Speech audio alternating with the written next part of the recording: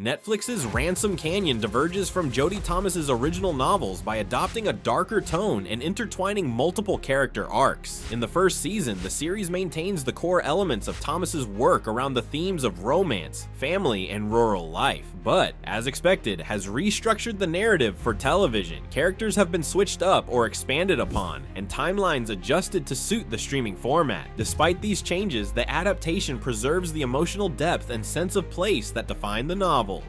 A significant departure from the books is the portrayal of Quinn O'Grady, played by Moica Kelly. The book portrays Quinn as a reclusive lavender farmer who remains rooted in her Texas community, considered shy and plain by the townspeople, and has never been on a date as far as the community knows. In the Netflix series, Quinn is caught between two suitors, Staten Kirkland and Davis Collins, but ultimately chooses to prioritize her own happiness and career by accepting a position with the New York Philharmonic rather than settling into a romantic relationship. The series also introduces a central mystery that is not present in the books in the shape of the hit-and-run death of Staten's son, Randall. This plotline culminates in the revelation that Margaret Brigman, the sheriff's wife, was the driver, adding more complexity to the show's narrative.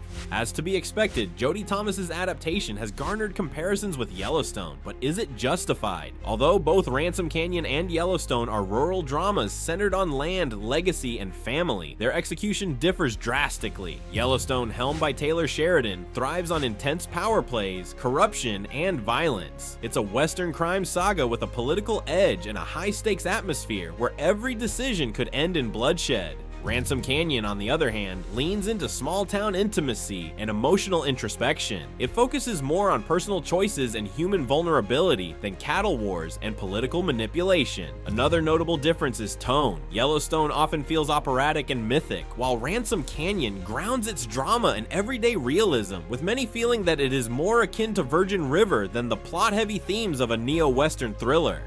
But though comparisons can also be drawn against Virgin River, the cast and writers have worked hard to ensure it differentiates from anything that's come before. As Jack Schumacher, who plays Yancey Gray, told ScreenRant recently, Ransom Canyon exists in its own world, and it isn't trying to be Yellowstone or any other title for that matter. Season 1 of Ransom Canyon concluded with several unresolved storylines, which are more character-driven, focusing on personal relationships in their own right. This approach favors a slower, more introspective pace, distinct from the plot-heavy structure of Yellowstone. So, while Ransom Canyon successfully adapts the essence of Jodi Thomas's novels, it has also respectfully carved out its own identity. It offers viewers a compelling narrative that balances romantic entanglements with deeper emotional and moral explorations. And unlike Yellowstone, which thrives on power struggles and frontier justice, Ransom Canyon leans into small-town realism, personal growth, and emotional resolution. Thanks for watching, and be sure to stick with ScreenRant for all your TV deep dives.